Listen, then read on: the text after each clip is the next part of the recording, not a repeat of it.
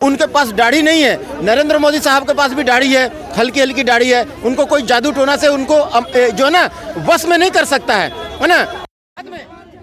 ये जो अमिताभ बच्चन भी दाढ़ी रखता है हल्का सा, अमित शाह जी भी दाढ़ी रखे हुए हैं। हमारे जो ये बोलते हैं हिंदू हृदय सम्राट बाला साहेब ठाकरे जी, वो भी दाढ़ी रखते थे।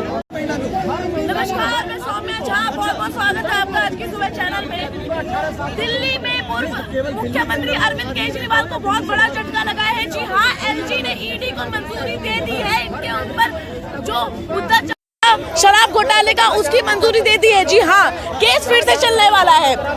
तो क्या लगता है कि ये शराब घोटाले का मुद्दा अरविंद केजरीवाल के लिए आने वाले आगामी चुनाव, दिल्ली आगामी चुनाव में क्या मुश्किलें बढ़ाएंगी? जानते हैं अपने जनता जनार्दन से कि आखिर उनको इस बार किसकी सरकार चाहिए? क्या झाड़ू कर पाएगा साफ, भाजपा कर पाएगी विकास, या कांग्रेस ही बदल देगा हालात? क्या नाम हुआ सर आपका? अवनीश जांगड़। कहाँ से हैं आप? दिल्ली से हैं मैं। सर, अरविंद केजरीवाल के ऊपर जो शराब घोटाले का जो केस लगा था, अब एलजी ने मंजूरी दे दी है, मतलब ईडी ने एलजी को मंजूरी दे दी है कि इस बार फिर से उनके ऊपर शराब घोटाले का केस फिर से लगने, मतलब कार्रवाई फिर से चालू होगी। क्या लगता है कि इस बार आने वाले आगामी चुनाव में अरविंद केजरीवाल के लिए मुश्किलें बढ़ेंगी? ईडी ने एलजी को मंजूरी दे दी है? एलजी ने ईडी को मंजूरी दे दी है। एलजी ने ईडी को मंजूरी दे दी है क्या? कि शराब घोटाले का मुद्दा फिर से आगे बढ़ेगा, इनके ऊपर जो केस लगा था ना, मतलब री इन्वेस्टिगेशन होगी। री इन्वेस्टिगेशन होगी। हाँ जी। अब मैं आपको एक चीज बता दूं, री इन्वेस्टिगेशन जब होती है जब 3 सिद्धांत का वायलेशन होता है। पहला ही सिद्धांत ये होता है कि आपकी पिछली इन्वेस्टिगेशन में फ्लॉड और कॉम्प्रोमाइज इन्वेस्टिगेशन की गई हो, यानी उसमें किसी एक्यूज्ड के साथ कॉम्प्रोमाइज के नेचर में वो इन्वेस्टिगेशन की गई हो, यानी घूस ली गई हो, उसका बचाव किया गया हो। तो अब पहले ये बता दो, पिछली इन्वेस्टिगेशन ईडी के किन अधिकारियों ने करी थी जिसमें कमियां रह गई जो री इन्वेस्टिगेशन करने की नौबत आ रही है? अच्छा, ये अगर आम आदमी का केस होता तो इसमें एक सबसे वैल्यूएबल वहाँ पे जो है एक जजमेंट भी दिखाई जाती और एक वहाँ पे सिद्धांत दिया जाता ऑब्जेक्शन के रूप में कि ये डबल जीओ पार्टी का वायलेशन है, आर्टिकल 22 का। आखिर एक व्यक्ति को एक केस में एक चार्ज के लिए 2 बार सजा, 2 बार जांच कैसे दी जा सकती है? अगर दी जा सकती है तो पहली जांच में कमी रही होगी तभी तो। अब उन जिन्होंने जांच करी, किन्होंने कमियां छोड़ी, उन जांच अधिकारियों की नौकरी क्यों नहीं जा रही? उनको नौकरी से बर्खास्त किया जाए। इतने बड़े केस में ईडी ने जांच में कमियां छोड़ दी जो री इन्वेस्टिगेशन करनी पड़ रही है। ये जनता को गुमराह मत करो। हाँ, जनता भोली भाली है, पढ़ी लिखी नहीं है, लेकिन 2-4 लोग तो है ना। वीके सक्सेना ने मंजूरी दी है ईडी को कि दोबारा जांच हो जाए। अरे मैं कह रहा हूँ एलजी साहब हैं, उन पर पावर है सीआरपीसी में कि वो दे सकते हैं मंजूरी, लेकिन जांच दोबारा कब दी जाती है? जब पिछली जांच में कमी हो। जो निठारी कांड हुआ था उसकी सीबीआई जांच कब हुई? जब पुलिस ने जांच में कमी करी। अब जो पिछली जांच में कमी हुई है उन जांच अधिकारियों की नौकरी तो हटाओ पहले। जी। उनकी नौकरियों कहाँ गई? उनके नाम सामने लाओ। कितनी घूस ली उन्होंने अच्छा, आम आदमी पार्टी से, ईडी के अधिकारियों ने जांच हल्की करने के लिए, जो दोबारा जांच करनी पड़ रही है।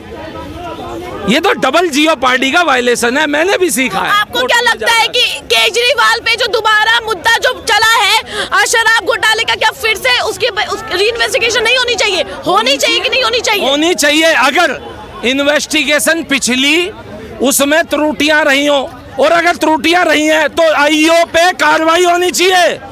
कौन थे आईओ? नौकरी जानी चाहिए ऐसे आईओ की, उनका नाम उजागर करो। ईडी के जो जांच अधिकारी थे उनका नाम जनता के आगे उजागर करो, किसने जांच में कमियां छोड़ी। अब आप बात करो कि फर्दर इन्वेस्टिगेशन, 2 चीज होती है, री इन्वेस्टिगेशन और फर्दर इन्वेस्टिगेशन। मेरी बहन जी, अगर फर्दर इन्वेस्टिगेशन कर रहे हैं तो कौन से ऐसे सबूत इनके हाथ लगे हैं जो 10,000 पन्नों में अब और जोड़ने हैं, उन्हें जनता के आगे उजागर करो। डबल जीओ पार्टी का वायलेशन थोड़ी कर दोगे आर्टिकल 22 में। बताओ। अभी स्कूलों को थ्रेट मिल रहे हैं बम से उड़ाने के लिए।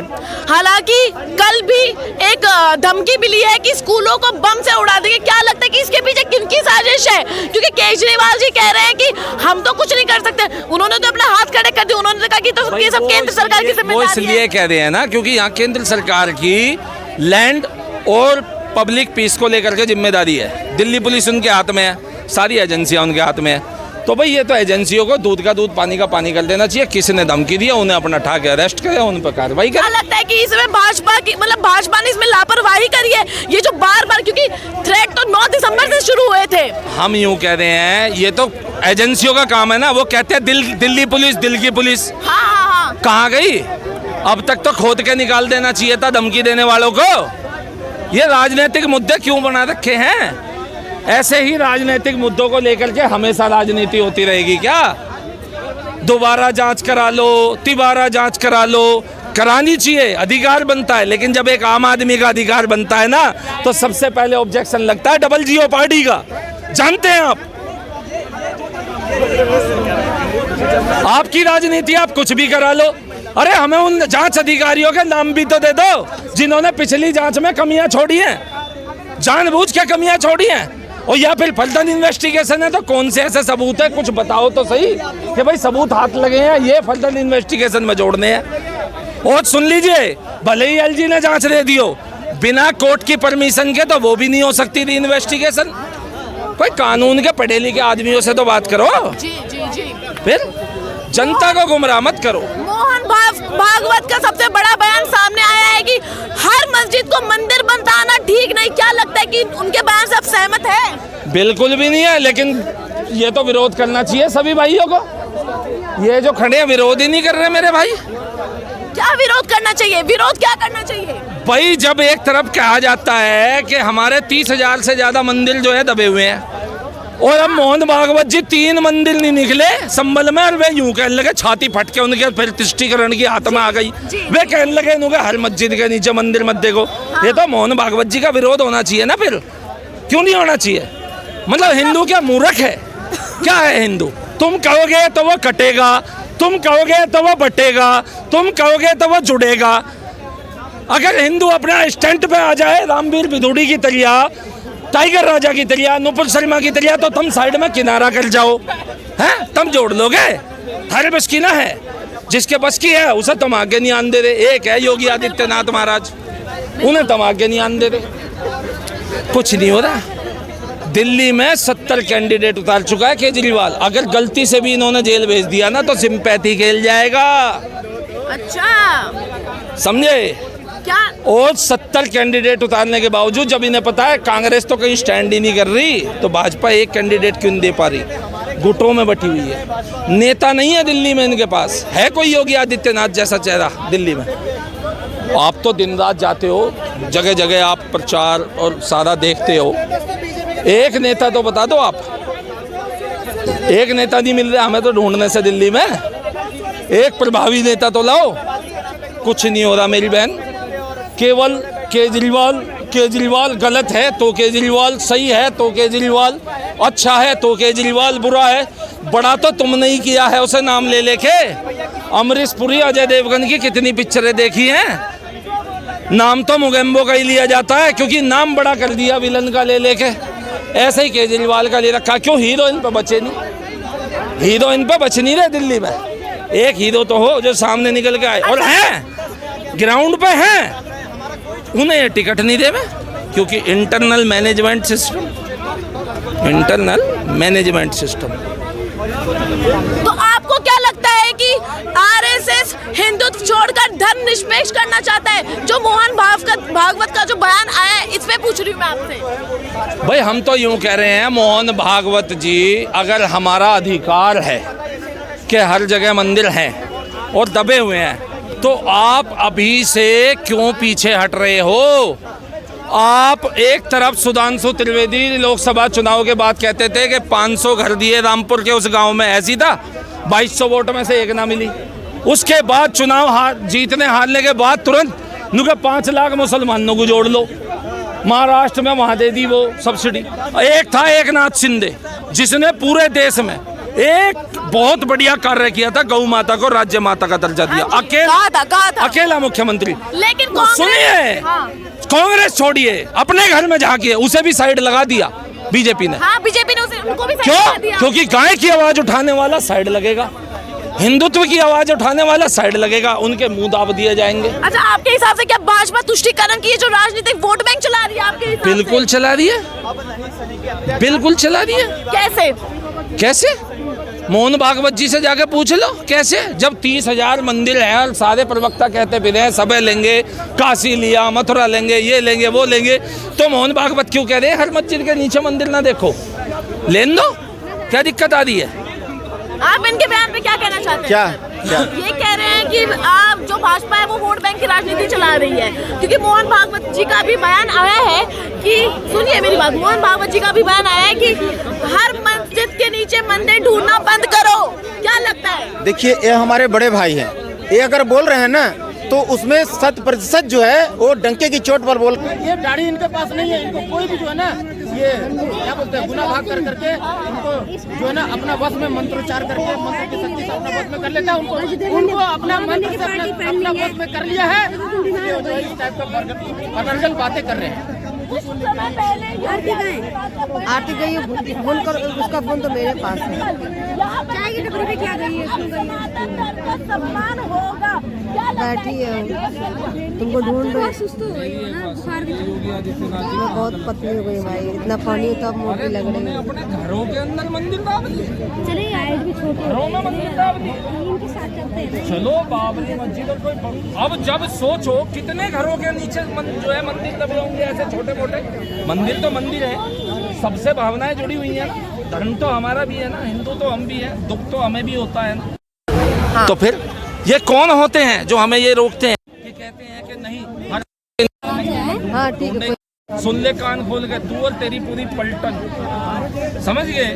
कान खोल के सुन ले, तुम्हें जो राजनीति करनी है अपनी करो, चमकाओ अपने चेहरे, मारे जहाँ जहाँ मंदिर है, जहाँ जहाँ हमारे राम है, जहाँ जहाँ हमारे महादेव है, वहाँ हर जगह खोदेंगे, हर जगह खोदेंगे। तुम पर रुकते हो तो रोक लो। अलीगढ़ में भी मंदिर मिला है अभी, क्या कहना चाहेंगे? जब हम कह रहे हैं, भाजपा के ऑथराइज प्रवक्ता कहते हैं 30,000 से ज्यादा मंदिर है, लाखों मंदिर है, हमें तो अफसोस तो मोहन भागवत को हो रहा है ना। क्यों?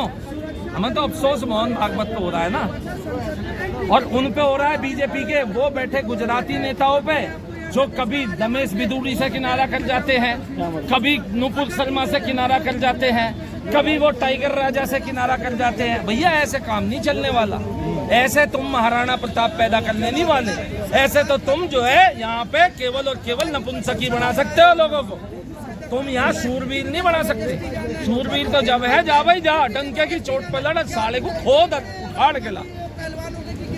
ये क्या बात हुई? तुष्टीकरण योगी महाराज को भी दबाया जाता है, 300 टन गौ मांस पकड़ा गया था गौतम बुद्ध नगर, सारे गोरक्षकों का मुंह बंद करा दिए गए। क्यों? योगी महाराज की वजह से ऊपर जो बैठे हैं केंद्र, चल रहा कुछ ना कुछ गड़बड़ घोटाला। कुछ समय पहले ही बाबा राव अम्बेडकर साहब की बेइज्जती पे बयान दिया है कांग्रेस वालों ने, विपक्ष दल ने घेरा है अमित शाह जी को कि वो संसद में, बड़े संसद में बाबा राव अम्बेडकर साहब का अपमान नहीं कर सकते। और उन्होंने नरेंद्र मोदी जी को भी घेरा है, कहते कि नरेंद्र मोदी जी के मन में अगर थोड़ी सी भी प्रतिमा हो बाबा राव अम्बेडकर जी ने, तो इसी वक्त आप अमित शाह को इस्तीफा देने की बात कर रहे हैं। हम हिंदुओं को एकजुट करने की बात कर रहे हैं, हिंदुओं को एकजुट करने की, और हमारे लिए जो बौद्ध बन गए या जो सिख भाई हैं, जो हमारे लिए सब हिंदू, सब सनातन, सब सनातनी, सब हमारे। बाबा राम भीमराव अम्बेडकर साहब भी हमारे अपने हैं। अब यहाँ पे जो भाषण दिया कांग्रेस ने थोड़ी, अमित शाह जी ने दिया, और अगर उन्होंने एक पर्टिकुलर कम्युनिटी को टारगेट किया तो भाई गलत है। उसमें उन्हें मोदी जी ने भी क्षमा मांगी थी, किसानों से उन्हें भी मांग लेनी चाहिए। और अगर वो केवल नेताओं को कह रहे हैं तो भैया ऐसे तो राहुल गांधी ने भी 80 करोड़ हिंदुओं को हिंदू हिंसक बोल दिया था, बोला था या नहीं बोला था?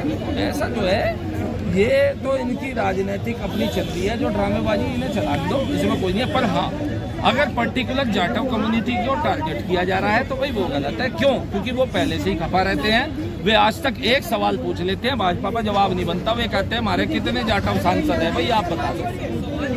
इनके मुंह बंद हो जाते हैं भाई साहब। हकीकत बात है। फिर ये क्या जात पात में बटो, ये मत।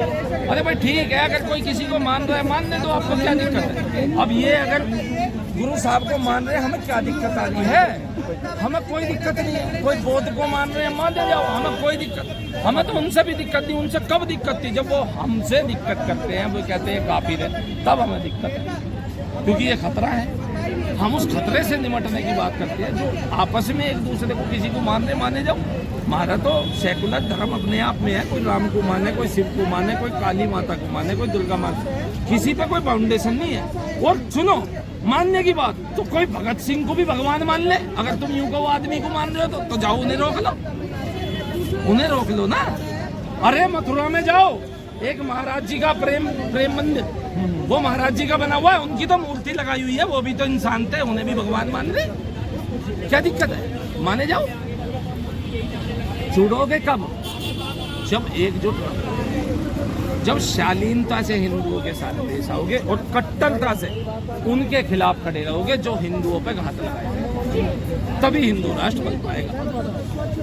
मेरा लास्ट सवाल आपसे ये है, वन नेशन वन इलेक्शन पर काफी आप बयान आ रहे हैं, क्या कहना चाहेंगे? आपके वन नेशन वन इलेक्शन का जो बिल पास हुआ है, यूनियन कैबिनेट ने जो बिल पास किया, वो ठीक है? क्योंकि इस पर विपक्ष दल ने सत्तारूढ़ी दल को घेरा है। कहते हैं कि पहले भाजपा अपना बहुमत तो सिद्ध करे, उसके बाद वन नेशन वन बिल की बात करें। क्योंकि इस पे कम मेजॉरिटी वोट है। बहुमत सिद्ध करना ना करना ये तो एक संवैधानिक प्रक्रिया है, ये तो उन्हें करनी पड़ेगी। लेकिन वन नेशन वन इलेक्शन वो इसलिए हम भी समझते हैं कि वहाँ हम चाहते हैं कि भाई उस बिल को एक बार दिखा दिया जाए। ऐसा ना हो कि आप किसानों की तरिया पहले ले आओ और फिर बाद में आपको माफी मांगनी पड़े।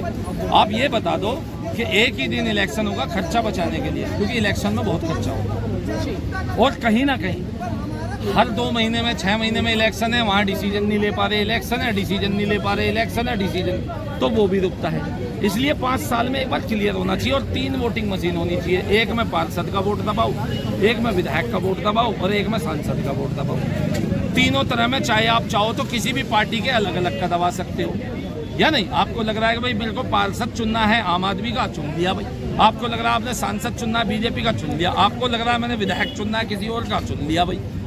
तो एक मशीन से नहीं 3 मशीन से हो, ये दिखाओ तो सही। पूरा बिल क्लियर कर दो, ठीक है, इसमें कोई दिक्कत नहीं है। इतना बड़ा फंड बचता है और जो इसके फंड के चलते दुनिया भर के फंड होते हैं, राकेश टिकैत जैसे जगह जगह धरना देके बैठ जाते हैं इलेक्शन से पहले, वो माहौल खराब होता है, देश की सड़कें जाम होती हैं।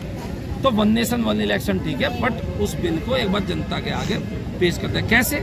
जैसे इन्होंने 1 जुलाई को पास किया था ये भाई साहब BNSS और ये नए जो है क्रिमिनल कानून। मेरी बहन आप समझना और जानना, केवल कानून क्या है।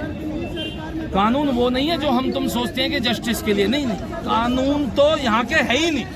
कानून तो थॉमस बेबिंगटन मैकाले के हैं, वही जो यहाँ संस्कृति के खिलाफ था। उसी की IPC, उसी की CRPC, सारे उसी के बनाए हुए हैं। कानून तो वर्ल्ड पे, स्पेस पे, अर्थ पे, एयर पे, वाटर पे कंट्रोल करने के लिए बनाए गए हैं। बिल्कुल ये गलत कह रहा हूँ। अब सुन लो, उन कानूनों में जब आपने संशोधन किया, तो जब आप देश की सांस्कृतिक धरोहर की बात करते हो तो आपके पास एक बढ़िया मौका था एडल्ट्री को वापस पनिशेबल एक्ट घोषित करने का, जिसे चंद्रचूड़ ने हटा दिया था। एडल्ट्री, पति है, मालिक नहीं है, उसकी पत्नी कहीं भी जाए, उसका पति कहीं भी जाए, समझ रहे हो ना। तो मोदी जी ने इस पर ध्यान क्यों नहीं दिया? एक शुरू में, अब देंगे।